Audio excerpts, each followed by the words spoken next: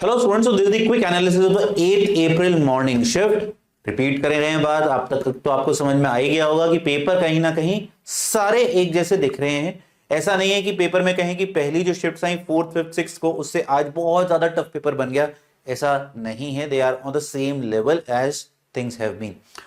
Talking about the individual subject physics, अगर आपकी shift 27 28 29 की थी जो जनवरी में था तो आपको थोड़ा बेटर लगा होगा पेपर। अगर आपकी फर्स्ट फेब वाली शिफ्ट थी तो आपको उसी जैसा पेपर लगा होगा। बट पेपर ओवरऑल फिजिक्स का अभी भी काफी आसान फॉर्मूला ओरिएंटेड पेपर था।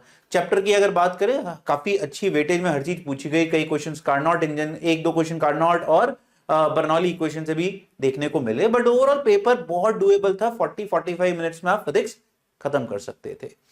केमिस्ट्री की अगर बात करते हैं, केमिस्ट्री भी आसान देखने को मिली। ठीक है, वेटेज फिजिकल की बहुत ही कम थी पूरे पेपर में।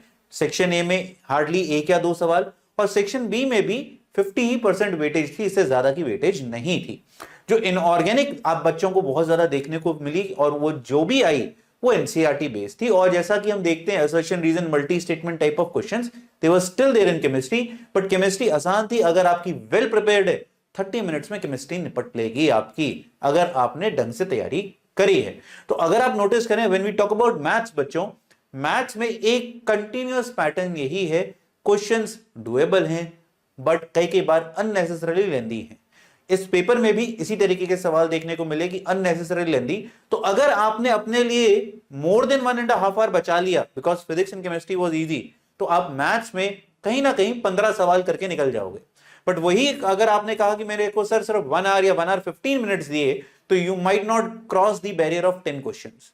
ये प्रॉब्लम है मैथ्स में। समझ जाना चाहिए कि भैया लेंदी बनता है, आज से नहीं बन रहा है, 2 साल हो गए मैथ्स के पेपर को लेंदी बनते।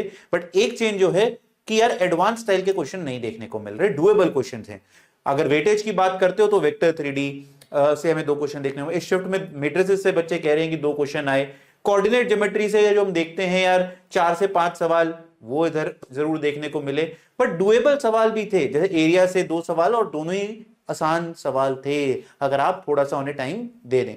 तो overall crux of the matter is कि पेपर वैसा ही आ रहा है जैसा कि अभी सारी शिफ्ट्स में आया है, symmetrical to that. Based on your preparation किसी को टफ थोड़ा, किसी को ज्यादा टफ, किसी को थोड़ा आसान लगेगा। बट जिनका अगला पेपर है, कल पेपर है, चुपचाप अपनी रिवीजन करते रहिए। जिनका हो गया है, अगले क्या टारगेट एग्जाम है उसके लिए काम करना शुरू कर दीजिए।